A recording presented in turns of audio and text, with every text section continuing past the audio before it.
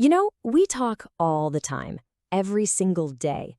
But have you ever stopped to think about the invisible rules that are running the whole show? There's this secret, complex architecture behind every single conversation we have. And today, we're going to pull back the curtain and see how it all works. So here's where we're headed. We're going to start with a sound so tiny you probably don't even notice making it. From there, we'll get into the actual science of how we take turns when we talk. Then we'll look at the real-world etiquette of something like a phone call, and even the laws you might be breaking. And we'll wrap it all up by asking the big question: can a machine ever really, truly learn to talk? Okay, let's start with a little puzzle. It's a tale of two sounds that we all make constantly, probably without even a hint of a second thought. I mean, on the surface, they sound almost the same, right? They're just these short little grunts we make. But what if I told you they have completely opposite meanings, and that understanding that difference is absolutely fundamental to having a normal conversation? There is a shocking amount of power packed into these tiny sounds. When you say that's what's called a filled pause. It's basically a placeholder. It says, hang on, I'm thinking, but don't interrupt me, the floor is still mine. But that's a back channel, and it does the exact opposite. It signals, I'm listening, I'm with you, keep going. So one sound claims the turn to speak, and the other gives it away. And get this distinction is so subtle, so deeply human, that it's one of the top mistakes that even the most advanced AI speech recognition systems make. They literally confuse I'm still talking with it's your turn to talk. That's a mistake we humans almost never make, and it tells you there's a much deeper system at play here. So what is that deeper system? Well, it actually has a name, and it's time to meet the scientists who spend their lives decoding our daily chats. It's called conversation analysis, or CA for short, and you can think of it as the science of talk. What these researchers do is they record and then painstakingly transcribe real-life conversations, every pause, to figure out the hidden patterns and rules we all use to understand each other without even realizing we're doing it. So at the very heart of this is the idea of turn-taking.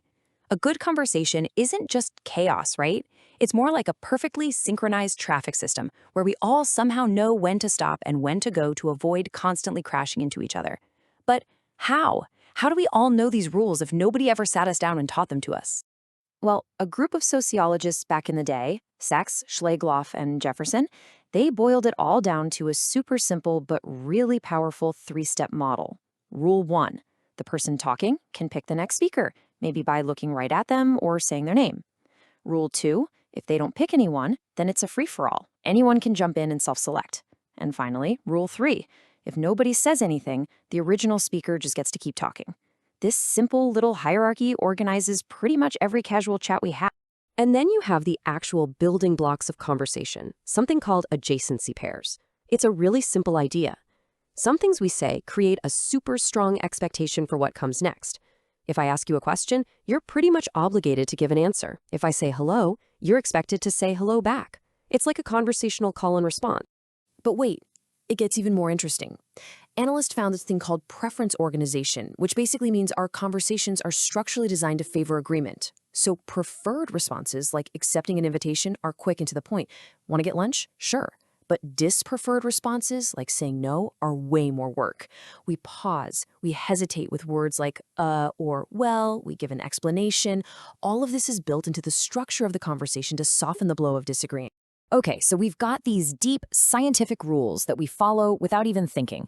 But then there are the very conscious, very explicit rules, the kind of stuff your grandma might have told you or that you'd find in an old etiquette guide. Take phone etiquette. This is basically us trying to formalize all these unspoken rules about being a good conversation partner. Answering the phone quickly, not chewing in someone's ear, respecting their time. Every one of these etiquette rules is just a practical way to show you're listening and cooperating. It's how we consciously apply those deep rules of talk. You might not get a ticket for chewing gum on the phone, but there are definitely social consequences. But sometimes the consequences are way more than just social. They can be legal. So now we're moving up a level from the rules of etiquette to the actual rules of law. And let me just ask this directly. Could recording a simple phone call actually land you in jail? Well, depending on where you live, the answer to that is a resounding yes. Let's dig into why. This explanation from a Reddit user actually gets to the heart of it perfectly. These laws aren't really about stopping you from recording your own conversations. They're about preventing a third person, someone who's not in the conversation, from secretly listening in or wiretapping you. The key phrase here is that you have to be a party to the conversation. So here in the US, the laws basically fall into two main buckets. You've got one-party consent states. There, as long as you are part of the conversation, you can hit record without telling anyone else. But then you have all-party consent states, where you absolutely have to get permission from every single person on the line before you can record. And this is where it gets messy, because the laws are a total patchwork across the country. Big states like Texas and New York, one party. But other huge states like California, Florida, and Pennsylvania, they require all-party consent. This creates a total legal minefield, especially if you're on a call with people in different states. And the stakes are high. Violating these laws can mean serious fines or even jail time. And that brings us right back to where we started. We've seen the deep structure of human talk, the social rules, the legal rules. So now, with this whole new appreciation for just how complex it all is, let's go back to the world of AI. Take a look at this chart. It's comparing the errors that human transcribers make with the errors an AI system makes. And that clean, straight line shows a really strong correlation. In simple terms, the conversations that are hard for humans to understand are the exact same conversations that are hard for AI to understand. It's like we're both hitting the same walls when it comes to the messiness of real-world talking. So, do you think you could spot the bot?